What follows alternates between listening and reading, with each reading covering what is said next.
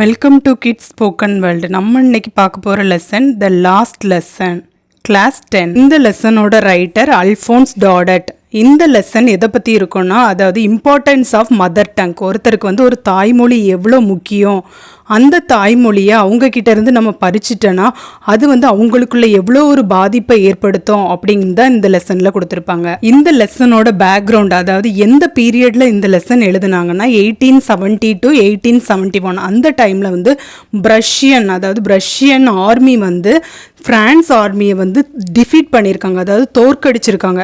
பிரான்ஸில் உள்ள முக்கியமான 2 டிஸ்ட்ரிக்டையும் அவங்க கைப்பற்றியிருக்காங்க. அந்த மாதிரி பிரான்ஸை தோற்கடிச்சதுனால இந்த ஆர்மி, அதாவது பிரஷ்யன் அவங்களுக்கு ஒரு ஆர்டர் போட்டாங்க. என்னன்னா, இனிமே அந்த France people French language use பண்ணவே கூடாது, அவங்க தாய்மொழி யூஸ் பண்ணவே கூடாது. அதுக்கு பதிலாக அவங்க ஜெர்மன் லாங்குவேஜில் தான் ஸ்கூல்லனா டீச் பண்ணுவாங்கன்னு சொல்லிட்டு ஒரு ஆர்டர் சொல்லிடுறாங்க. அதனால அங்கே உள்ள பிரெஞ்சு பீப்புள், அங்கே உள்ள ஸ்டூடெண்ட்ஸ், ஈவன் டீச்சர்ஸ் எல்லாருமே ரொம்ப ஃபீல் பண்ணுறாங்க. இனிமேல் நம்ம மதர் டங்கை லேர்ன் பண்ண முடியாதே, ஸ்கூலில் டீச் பண்ண முடியாதேன்னு சொல்லிட்டு கவலைப்படுறாங்க. அங்கே உள்ள ஒரு டீச்சர் லாஸ்ட்டாக அந்த ஃப்ரெஞ்சு லாங்குவேஜில் ஒரு லெசனை டீச் பண்ணுறாங்க. அதுதான் அந்த லாஸ்ட் லெசன். இந்த ஸ்டோரியோட ஒரு ஷார்ட் சம்மரி இதுதான். இந்த கதை இதை பற்றி தான் இருக்கும். நம்ம இப்போ டீட்டெயிலாக ஸ்டோரிக்குள்ளே போகலாமா? இந்த ஸ்டோரியோட நரேட்டர், அதாவது இந்த ஸ்டோரியை சொல்கிறது யாருன்னா பிரான்ஸ் அப்படிங்கிற ஒரு சின்ன பையன்தான் இந்த ஸ்டோரியோட நரேட்டர். பிரான்ஸ் ஒரு ஸ்கூலுக்கு போகிற ஒரு சின்ன பையன். அப்போ ஒரு நாள் காலையில் அவன் ஒரு பயத்தோட எழும்புறான். ஏன்னா ஸ்கூலுக்கு லேட் ஆயிருச்சு. அவங்க டீச்சர் வேற ஒரு ஹோம்ஒர்க் கொடுத்துருந்தாங்க. நாளைக்கு இதில் நீங்கள் ஹோம்ஒர்க் பண்ணோம், பார்ட்டிசிபிள்ஸ் அப்படிங்கிற ஒரு கிராமர் டாப்பிக்கில் அவங்களுக்கு ஒரு டெஸ்ட் கண்டக்ட் பண்ணுவேன்னு சொல்லியிருக்கிறாங்க. அதனால அவனுக்கு ஸ்கூலுக்கு போகவே ரொம்ப பயப்படுறான். ஏன்னா அவன் எதுவுமே ப்ரிப்பேர் பண்ணல. அவனுக்கு அந்த டாப்பிக்கை பற்றி எதுவுமே தெரியாது. ஒருவேளை நம்ம எதுவும் ஆன்சர் பண்ணலன்னா டீச்சர் வேற நம்மளை திட்டுவாங்களே அப்படின்னு சொல்லிட்டு நினச்சிட்டு இருக்கான். இந்த மாதிரி யோசிச்சுக்கிட்டே அந்த பையன் ஸ்கூலுக்கு போயிட்டு இருக்கான். அப்போ போகிற வழியில் அவன் யோசிக்கிறான், பேசாமல் ஸ்கூலுக்கு போகாமல் ஸ்கூலை கட்டடிச்சிடலாமோ, ஏன்னா பார்ட்டிசிபிள்ஸ் அப்படிங்கிற இதில் டெஸ்ட்டும் வைப்பேன்னு இருக்காங்க, அதுக்கும் இவன் ப்ரிப்பேர் பண்ணல. பேசாமல் இன்னைக்கு வெதர் வேற நல்லா இருக்குது, அதாவது வானிலை ரொம்ப நல்லா இருக்குது, நல்லா பிரைட் வெதராக இருக்குது. அங்கே மரத்தில் பேர்ட்ஸ் எல்லாம் சிர்பிங் பண்ணிட்டு இருக்கு. சிர்பிங்னா என்னது? சவுண்ட் மேக் பண்ணிட்டு இருக்கு, பார்க்கவே அழகா இருக்குது. அதனால பேசாமல் கட்டடிச்சிடலாமான்னு யோசிக்கிறான். அங்கே அவன் பிரஷ்யன் ஆர்மியையும் பார்க்கான். அவங்கெல்லாம் என்ன பண்ணிட்டு இருக்காங்கன்னா ட்ரில்லிங் பண்ணிட்டு இருக்காங்க. ட்ரில்லிங்னா எக்ஸசைஸ், இந்த பரைடு மாதிரி பண்ணுவாங்கல்ல, அந்த எக்ஸசைஸ் எல்லாம் அந்த சோல்ஜர்ஸ் எல்லாம் பண்ணிட்டு இருக்கிறாங்க. அது பக்கத்திலேயே ஒரு சா மில்லையும் பார்க்குறான். சா மில்னா என்னது? மரங்கள் எல்லாம் கட் பண்ணுற மில் இருக்குல்ல, அந்த இதுவும் இருக்குது. அங்கே சவுண்டாக கேட்டுட்டு இருக்கு. அந்த சவுண்டும் இந்த அட்மாஸ்பியர் எல்லாமே அவனுக்கு ரொம்ப அட்ராக்டிவாக தெரியுது, அட்டெம்ப்ட் பண்ணுது, அவனை ஆர்வப்படுத்துது ஸ்கூலை கட்டடிச்சிடலான்ட்டு. அதுக்கப்புறம் அவன் அவனோட ஆசையை கண்ட்ரோல் பண்ணிக்கிட்டான். வேண்டாம், எப்படியும் ஸ்கூலை அட்டென்ட் பண்ணிடுவோன்னு சொல்லிட்டு he decided to go to school. இந்த மாதிரி ஸ்கூலுக்கே போயிடலான்னு முடிவு பண்ணி திரும்பியும் போயிட்டு இருக்கான். அப்போ போகிற வழியில் ஒரு க்ரௌடு பார்க்குறான், ஒரு கூட்டத்தை பார்க்குறான். அந்த கூட்டமான பீப்புள்லாம் என்ன பண்ணுறாங்கன்னா ஒரு நோட்டீஸ் போர்டை எல்லாரும் ரீட் பண்ணிட்டு இருக்கதை பார்க்குறான். அந்த நோட்டீஸ் போர்டில் என்ன போட்டிருக்குன்னா, ரஷ்யாவோட வார் 2.5 வருஷத்துக்கு முன்னாடியே தொடங்கிட்டு, ஆனால் அது தொடங்கினதுலேருந்து, அந்த வார் தொடங்கினதுலேருந்து எல்லாமே பேட் நியூஸ் தான். நம்ம வாரில் தோற்று போகிறது, வாரில் தோற்று போனதுனால அந்த பிரெஞ்சு பீப்புளோட டிஸ்ட்ரிக்ட் இருக்குல்ல, அது ஆல்ஸ் அப்படிங்கிற டிஸ்ட்ரிக்டும் லொரைன் அப்படிங்கிற டிஸ்ட்ரிக்டும் அந்த பிரஷ்யன் ஆர்மி கைப்பற்றினது. அது எல்லாமே அந்த புல்லட்டின் போர்டு, அதாவது அந்த நோட்டீஸ் போர்டில் எழுதியிருக்குது. பிரான்ஸ் அந்த நியூஸை பற்றி யோசிச்சுட்டு இருக்கான். என்னது நோட்டீஸ் போர்டில் போட்டிருக்காங்க, என்னவா இருக்கும் அப்படின்னு திங்க் பண்ணிட்டே போயிட்டு இருக்கிறான். சரி, ஸ்கூலுக்கு லேட் ஆகுது, நம்ம ஃபாஸ்ட்டாக போகணும்னு சொல்லிட்டு ஃபாஸ்ட்டாக போயிட்டு இருக்கான். அப்போ அங்கே ஒரு பிளாக் ஸ்மித் வராரு. அவரோட ஒரு ஒர்க்கரையும் கூட்டிட்டு வராரு. பிளாக் ஸ்மித்னா யாரு? இரும்புகள், அதாவது அயன் வச்சு ஒர்க் பண்ணுவாங்கல்ல, அவங்க தான் பிளாக் ஸ்மித். அப்போ அவரோட ஒர்க்கரும் இருக்கிறாரு அவர் கூட.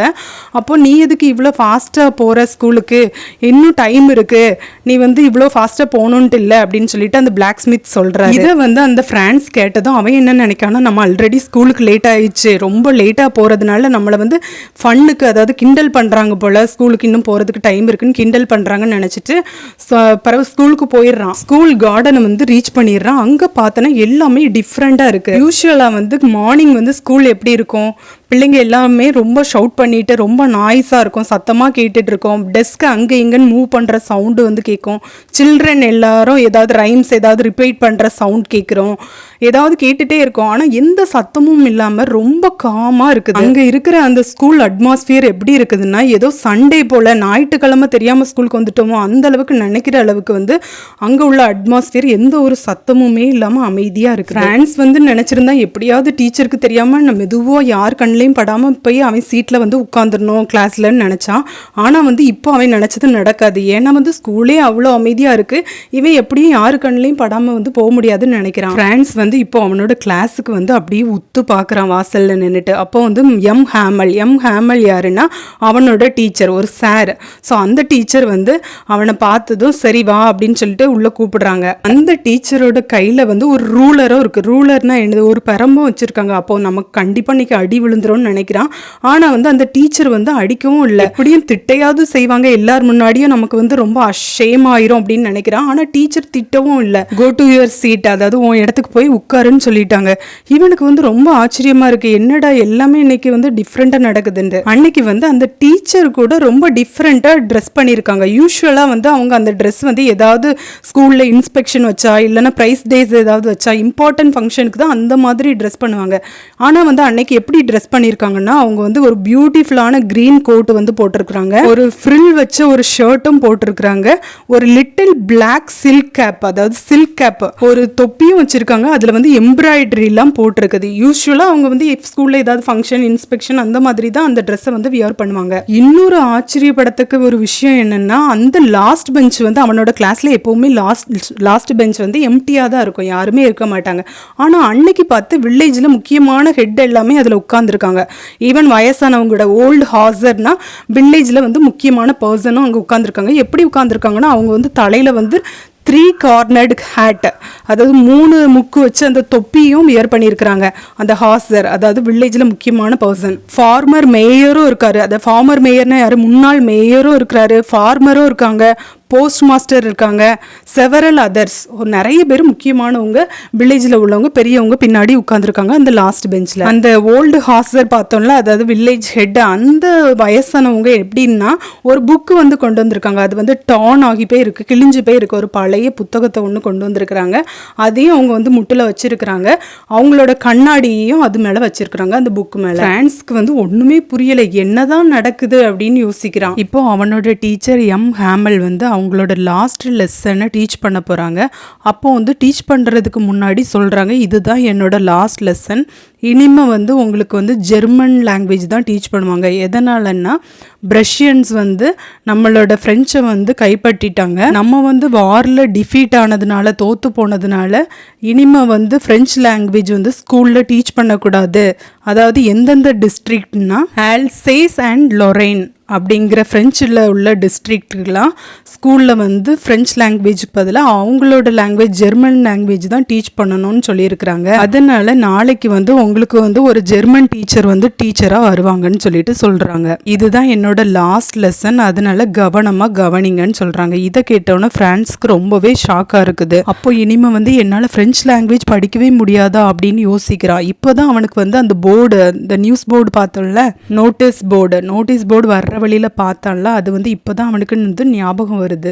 அப்போ வந்து இதை தான் அதில் வந்து எழுதியிருக்கிறாங்க அப்படின்ட்டு யோசிக்கிறான். ஃப்ரான்ஸ் வந்து ரொம்பவே ஃபீல் பண்ணுறான். இவ்வளோ நாளும் நம்ம வந்து ஃப்ரெஞ்ச் லாங்குவேஜை ஒழுங்காக படிக்கணும்னு கூட நினைக்கலையே, நம்ம வந்து ரொம்ப டைம் எல்லாம் வேஸ்ட் பண்ணிட்டோம். பேட்ஸோட எக்ஸ் எல்லாம் ஹண்ட் பண்ண போகிறது, சார் ரிவர்னா அது ஃப்ரெஞ்சில், அதாவது ஃப்ரான்ஸில் உள்ள ஒரு முக்கியமான ரிவர், அங்கே போய் வந்து விளையாடுறது, அந்த மாதிரிலாம் நம்ம வந்து டைமை வேஸ்ட் பண்ணிட்டோமேன்னு ஃபீல் பண்ணுறான். இவ்வளோ நாளும் அவன் வந்து புக்கு எல்லாமே, அதாவது ஃப்ரெஞ்ச் லாங்குவேஜ் புக்கு எல்லாமே ஒரு சுமையாக தான் நினச்சான். இப்போ வந்து சடனாக அவனுக்கு வந்து இனிமேல் அந்த லாங்குவேஜை வந்து படிக்க முடியாதுன்னு நினச்சோன்னா அந்த புக்ஸ் எல்லாமே அவனுக்கு வந்து இப்போ பெஸ்ட் ஃப்ரெண்ட்ஸ்ன்னு நினைக்கிறான். இவ்வளோ நாளும் அந்த எம் ஹேமலை வந்து இவன் வந்து ஒரு ஸ்ட்ரிக்டான டீச்சர்னு நினச்சான். ஆனால் வந்து இப்போ இந்த டீச்சர் போக போகிறாங்கன்னு தெரிஞ்சோடனே அவனுக்கு வந்து இப்போ அந்த டீச்சர் வந்து ஒரு ஷார்ட் டெம்பர்டாகவே தெரியல, அதை ஸ்ட்ரிக்டாகவே தெரியல. இந்த டீச்சரும் அவனை விட்டு போகக்கூடாதுன்னு அவன் நினைக்கிறான். இப்போ தான் அவனுக்கு வந்து எல்லாமே புரியுது. இதனால தான் டீச்சர் வந்து இன்னைக்கு தான் லாஸ்ட் லெசன் டீச் பண்ண போகிறாங்க, அதனால தான் இந்த மாதிரி ட்ரெஸ்ஸு வந்து போட்டுட்டு வந்திருக்காங்க. ஏன்னா வந்து அவங்களோட லாஸ்ட் லெசன் இதுதான், அதனால கிராண்டாக ட்ரெஸ் பண்ணியிருப்பாங்க போலன்னு இப்போ தான் எல்லாமே புரிஞ்சுக்கிறான். அந்த வில்லேஜ் மென்லாம் எதுக்காக அந்த லாஸ்ட் பெஞ்சில் உட்காந்துருக்காங்கன்னா, எம் ஹேமல் 40 வருஷமாக இதே ஸ்கூலில் ஃப்ரெஞ்ச் லாங்குவேஜை வந்து டீச் பண்ணியிருக்கிறாங்க. இப்போ வந்து அவங்க அந்த ஸ்கூலை விட்டு போக போகிறாங்க. அதனால அவங்களுக்கு வந்து ஆனர் பண்ணுறதுக்காகவும் அவங்கள வந்து மரியாதை கொடுக்கறதுக்காகவும் அவங்கள தேங்க் பண்ணுறதுக்காகவும் இந்த வில்லேஜ் மென் வந்து வந்திருக்கிறாங்க. இந்த வில்லேஜ் மென் கூட ரொம்ப ஃபீல் பண்ணுறாங்க எல்லாருமே. ஏன்னா வந்து சின்ன வயசுலேயே நாங்கள் வந்து ஒழுங்காக ஃப்ரெஞ்ச் லாங்குவேஜை கற்றுக்கணுங்கிற ஆர்வம் வந்து எங்கிட்ட இல்லை அப்படின்னு சொல்லிட்டு ரொம்ப ஃபீல் பண்ணுறாங்க. அந்த டைமில் எம் ஹேமல் அதாவது அந்த டீச்சர் வந்து ஃப்ரான்ஸை கூப்பிட்டு அந்த பார்ட்டிசிபிள்ஸை வந்து ஒப்பிக்க சொல்கிறாங்க. பார்ட்டிசிபிள்ஸ் டெஸ்ட் வைப்பேன்னு சொன்னாங்கல்ல, அதை வந்து ஒப்பிக்க சொல்கிறாங்க. அப்போது வந்து இவனுக்கு வந்து ஒரு தப்பு கூட இல்லாமல் நம்ம வந்து அந்த டாப்பிக்கை ஒப்பிக்கணும்னு ஆசைப்படுறான். ஆனால் வந்து அவன் ப்ரிப்பேர் பண்ணல, படிக்கலை. அதனால அவனுக்கு வந்து ஒன்றும் சொல்ல முடியல. அவனுக்கு வந்து டீச்சரை வந்து ஃபேஸ் பண்ணுற தைரியம் கூட இல்லை. ஆனால் டீச்சர் வந்து ஒன்றும் சொல்லலை. அதுக்கப்புறம் ஃப்ரான்ஸ் வந்து நினைக்கிறான், எப்போவுமே நாளைக்கு படிச்சுக்கலாம் அவன் வந்து எப்போவுமே ஹோம்ஒர்க்கை தள்ளி போடுவான்.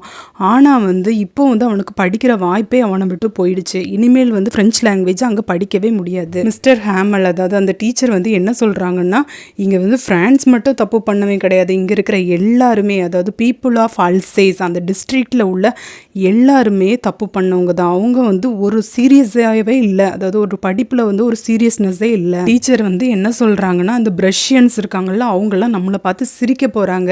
ஃப்ரெஞ்ச் பீப்புளுக்கே ஃப்ரெஞ்ச் லாங்குவேஜ் வந்து தெரியலை, அவங்களுக்கு வந்து எழுதவும் தெரியலை அப்படின்னு நினச்சி சிரிப்பாங்க அப்படின்னு சொல்கிறாங்க. அதுக்கப்புறமா எம் ஹேமல் வந்து ஃப்ரான்ஸ் கிட்டே சொல்கிறாங்க, இது ஓன் தப்பு மட்டும் இல்லை, எல்லாரோட தப்பு தான், அதனால கில்ட்டியாக அதாவது குற்ற உணர்ச்சியாக ஒன்றும் ஃபீல் பண்ண வேண்டாம் அப்படின்னு சொல்லிட்டு சொல்கிறாங்க. ஏன்னா வந்து ஃப்ரான்ஸோட பேரண்ட்ஸும் அவனோட படிப்பில் வந்து ரொம்ப இன்ட்ரெஸ்ட் வந்து காட்டலை. ஸ்கூல் டேஸ்லே அவனை வந்து தோட்ட வேலைக்கு கூப்பிடுறது, இல்லைன்னா மில்லில் வேலை செஞ்சு அதில் சம்பாதிச்சா போதும் அந்த மாதிரியான மைண்ட் செட், செடிக்கெல்லாம் தண்ணி ஊற்றுறது, அப்படி வந்து ஸ்கூல் டேஸ்லேயே அவனை வந்து அந்த மாதிரி ஒர்க்குக்கெல்லாம் கூடுறாங்க. எம் ஹேமல் சொல்கிறாங்க, இந்த மதர் டங் அதாவது நம்மளோட ஃப்ரெஞ்ச் மதர் டங் வந்து ரொம்ப ஒரு பியூட்டிஃபுல்லான ஒரு லாங்குவேஜ். ஏன் இந்த உலகத்திலே அதுதான் ரொம்ப பியூட்டிஃபுல்லான லாங்குவேஜ். ஒருத்தர் வந்து அடிமையாகாமல் இருக்கணும், நம்ம வந்து அடுத்த பீப்புளுக்கு வந்து நம்ம அடிமையாகாமல் இருக்கணும்னா நமக்கு வந்து முக்கியம் நம்மளோட தாய்மொழி தான், அதனால அதை வந்து பாதுகாத்துக்கோங்க அப்படின்னு எல்லாருக்கிட்டையும் சொல்கிறாங்க. தாய்மொழி இருந்தால் மட்டும்தான் நம்ம வந்து வேற்றுமையை எதிர்த்து வந்து நம்ம போராட முடியும் அப்படின்னு சொல்லிட்டு அதுக்கப்புறமா அவங்களோட லாஸ்ட் லெசனாக ஒரு கிராமர் டாப்பிக்கை நடத்துகிறாங்க. அவ்வளோ நாளும் அந்த சின்ன பையன் ஃப்ரான்ஸ்க்கு வந்து அதாவது கிராமர் டாபிக்னாலே பிடிக்காது, ஒழுங்காக கவனிக்க கூட மாட்டான். ஆனால் அன்னைக்கு டீச்சர் நடத்துறது அவனுக்கு வந்து ஈஸியாக புரியுது. கிராமர் டாப்பிக்கை வந்து அந்த டீச்சர் நடத்தி முடிச்ச பிறகு எல்லாருக்கும் ஒரு ரைட்டிங் ஹோம்ஒர்க் கொடுக்காங்க. எல்லாருமே சின்சியராக எழுதிட்டு இருக்கிறாங்க. ஃப்ரான்ஸ் வந்து என்ன நினைக்கிறாங்கன்னா, அந்த கிளாஸ் ரூம் ஃபுல்லாக ஒரு பேட்ரியாட்டிக் ஃபீலிங் வந்து இருக்குது, அதாவது ஒரு தேசப்பற்று வந்து தெரியுது, நம்மளோட மொழி தாய்மொழி அப்படிங்கிறது தெரியுது. ஈவன் அந்த வில்லேஜஸ் கூட இதுதான் அவங்க வந்து லாஸ்ட்டாக அவங்களோட ஃப்ரெஞ்ச் லாங்குவேஜில் படிக்க முடியுங்கிறதுனால அவங்க கூட ஆர்வம் காட்டி அங்கே வந்து லாஸ்ட் பெஞ்சில் உட்காந்துருக்குறாங்க. எல்லாருமே ரொம்ப சின்சியராக அந்த ரைட்டிங் ஹோம்ஒர்க்கை வந்து எழுதிட்டு இருக்கிறாங்க. அங்கே வந்து சவுண்டே இல்லை, அவங்க வந்து எழுதுறப்ப வந்து அந்த பேப்பர் சவுண்டு அந்த பென் சவுண்டு மட்டும்தான் கேட்குது. அதுக்கப்புறம் அந்த மொஸ்கிட்டோஸ் கூட அங்கே வந்து ஃப்ளூ ஆகுது, அந்த மொஸ்கிட்டோஸ்னால் கொசுவெல்லாம் கூட பறக்குது. ஆனால் அந்த சவுண்டும் கிளியராக கேட்குது. ஏன்னா வந்து அந்த அளவுக்கு வந்து கிளாஸ் ரூம் அவ்வளோ ஒரு காமாக இருக்குது. கிளாஸ் ரூமோட ரூஃப் அதாவது கூரையில் வந்து அந்த பீஜியன்ஸ் அதாவது புறாக்கள் வந்து அது கிளாஸை வந்து அந்த ஃபெதர்ஸை வந்து க்ளீன் பண்ணுறது, அது சத்தம் போடுறது, அந்த நாய்ஸ் கூட அவ்வளோ தெளிவாக வந்து கேட்குது. பீஜியன்ஸ் வந்து என்ன சவுண்டு மேக் பண்ணோம், கூ அப்படிங்கிற சவுண்டு தானே மேக் பண்ணோம்.